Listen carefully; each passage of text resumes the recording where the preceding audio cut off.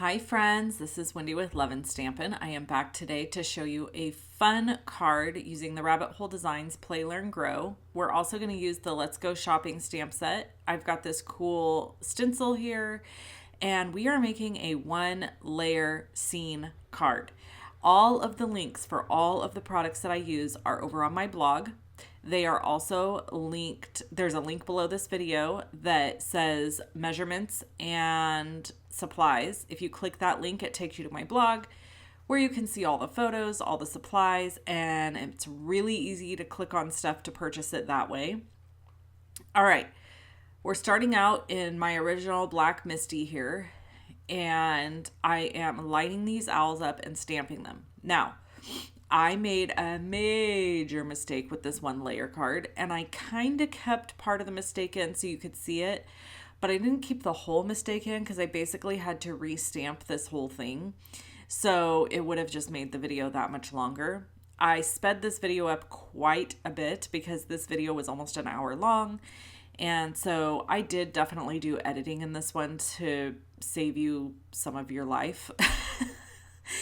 So here I'm using Hero Arts Intensified Black ink. I'm inking up these owls a couple of times, stamping them down and getting them nice and crisp and dark the way I want them. And then I'm going to pop in my masking paper from Stampin' Up and fussy cut that out. And I will mask those owls off so that I can add more layers and dimension to the card base. So let's talk about masking. Let's talk about what this card is and why I'm okay, really quick. So here was my screw up. I stamped, I wanted to stamp the books on another shelf. When you're masking, you have to stamp whatever things you want to appear at the front first. Then you have to mask those items, and then you have to stamp the next layer behind it. So here I'm masking the owls, and then I'm going to cut a little mask for those books that you see floating up there in seemingly in midair.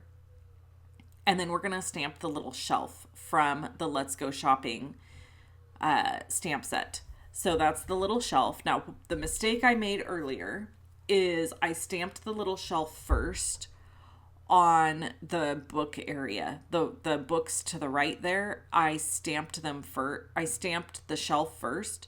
So then when I went to stamp the books, it didn't come out right. It didn't look like the books were sitting on the shelf. Secondarily, how did I get just a stack of books with no owl?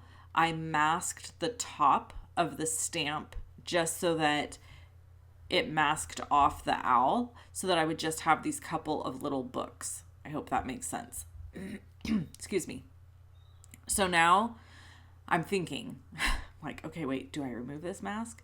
No, I don't need to remove this mask because what I need to do is mask off the books. So here I'm stamping the books again on masking paper, cutting out the books. I'll mask those over on the right side there on my little front of my sheet. Then I'll stamp the shelf and it'll look like the books are sitting on a shelf. So that's what I end up doing to make all of this work correctly and look correct. So anyway, anytime you're creating a scene card, you have to really think through all your little pieces and parts, because if you want something to appear in the front, it has to be stamped first, masked, and then the next layer gets stamped. Then that layer, if you want that layer to appear like it's in front of something else, you have to mask that layer and stamp again. So you can only get better at this technique by doing it. This is not like a fun fold where you could read instructions and improve upon your skills by just like reading instructions. This is a acquired taste. Not everybody wants to put this much effort into a card. That's just the bottom line. It's And this isn't even a super hard 1-layer card scene. This is mild, and I struggled with it because I don't do them enough. So the more you do them, it's like a muscle. The more you use it, the better you get at it, the stronger you get. It's the same with this. The more your brain will go, oh, okay, yeah, I understand how to do that. So my encouragement to you is to just try it. Try it, try it, try it. Start with just doing 1 layer. Stamp one thing, mask it, stamp something behind it. And that's it. Don't worry about doing anything else. So here, now I have to mask off the little shelves because I'm going to do ink blending in the background. Well, in order to do the ink blending, everything else has to be masked or it's going to get ink blended. Okay. Here, I'm masking off the bottom so that I have a ground. Now, I wanted to show you, these little owls will not go to waste. I will color them and I will die cut them so that I can use them in a future card. So I thought I would bring them back in and just show you that anytime you have a little oopsie doops, there's ways to salvage pieces from that. Just look at the opportunity and see like, what could I salvage here? What could I do to make this work in a different way? And so I've got this cute little owls now that I've been able to die cut. Yes, there are dies that go with the owls if you want them. And I can use those for a future card. Now I've sped the video way up. I'm using Concord & Ninth's Nutmeg ink. And I'm using a blending brush from Stampin' Up, actually. I've got a bazillion of them. And then I'm going to mask and color or ink blend the top of this card. And then we're going to do some Copic coloring and doing some design work a little bit on the bottom to make it look more like a floor or the ground. So I think this color is Tide Pool from Concord & Ninth. I cannot remember. Now I need to see it to remember. And I'm just ink blending up the background, but remember all of these images are masked, so they're not going to, get colored. Okay, the next thing I'm going to do is I'm going to take a stencil, and lay it over the top of this and ink blend some more. And this is Harbor. So my goal here was to create like a wallpaper effect. Some sort of design or wallpaper, which also is going to create some texture to this card and interest in the background. So it's not just like this flat background. My idea with this card is that these little owls are in a classroom and they're super smart and they're learning all the things. And that's the goal with this card. All right, so now I'm going back over this with Tide Pool, trying to kind of just knock back some of that dark color that's come through. I didn't want it to be super dark, but I did want there to be interest, and I ended up loving how it turned out once everything got colored. So I'm using my Take Your Pick tool from Stampin' Up! With the little spatula end. The spatula tip on this tool is my very favorite thing about this tool, to be honest. I love it. It's really nice and slender. It picks everything up really easy, and it's a great tool to have.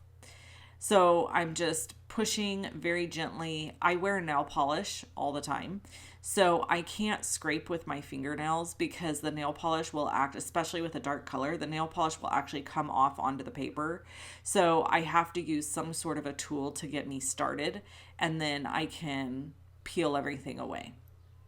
I have found that with masking paper, when you ink blend over it and it gets really saturated, it tends to tear. If you don't saturate the masking paper, often it will just come up in one whole piece and you can reuse it. But in this case, I really wasn't able to. Here, I was considering using a little spider to be hanging from the ceiling right there, but I decided not to because the spider was a little too big. I needed a tinier one, so I just left it alone. Here I'm going in with my Copic markers and just making squiggly, crazy lines all over the place to kind of create the idea of a wood floor. And I have to tell you, when I was making this card, I was thinking of the movie Good Will Hunting. I don't know if you've ever seen the movie Good Will Hunting. If you have not, I highly recommend watching it. It's old. It's Ben Affleck and Matt Damon. It's one of their first movies. They actually wrote the movie together, and or the script, I should say. And it's fantastic. Such a good movie. So I highly recommend watching that movie if you haven't seen it. And there's just a scene in it where he's working out stuff on a chalkboard or a whiteboard, and it's just really good. I don't want to give anything away, but it's a great movie. So anyway, yeah, second video in a row today, and the plan is to have another video out for you again tomorrow. I have really been enjoying being in my craft room. My daughter is back in school. And by the way, if you're new here and you're just finding my channel, we have a lot of chit chat time on my channel where I share a little bit about my life. And I always encourage you in the comments to share what's going on in your life so that we can kind of make a connection and become friends. That's what this community is all about. I really love the card making community, and I have found to really find some good, wonderful friendships within the community. So, yeah, my daughter's back in school. I have had way more time to create, way more time to dedicate to putting up content. One of the things I'm going to be working on is putting something really exclusive and special in the Creative Vault every month.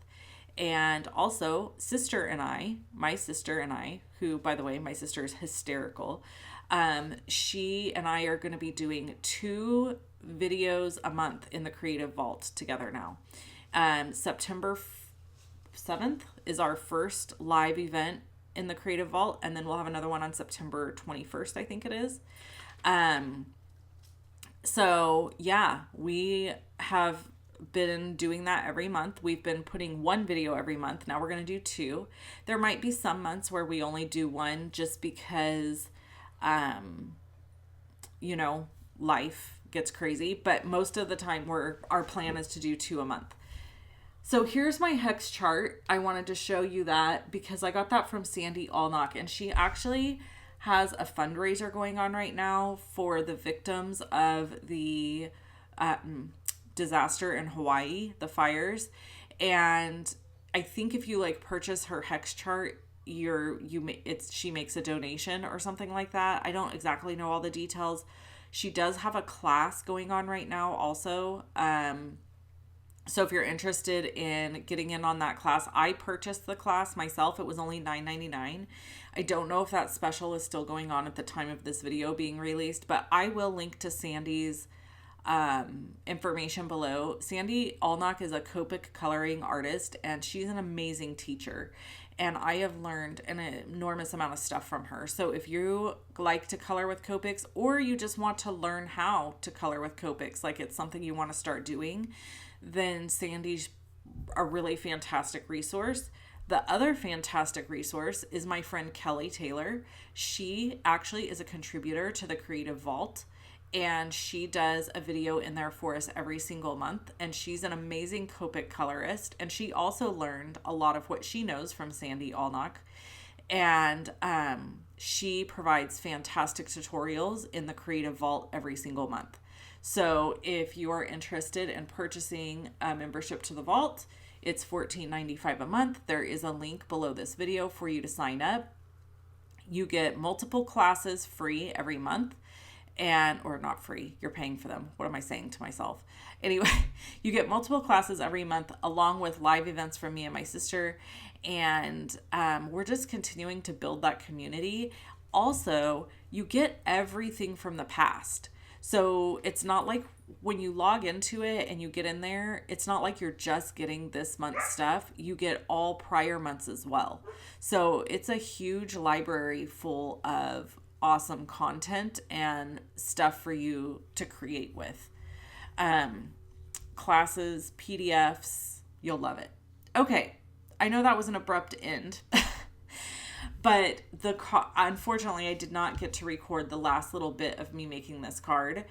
And so you can see I just added a sentiment, finished off the coloring, and this card was finished. There are more pictures over on my blog if you would like to see those. And you can shop with me at shoploveandstampin.com for Stampin' Up! Product. All my other products are linked over on my blog as well. Talk to you soon. Bye-bye.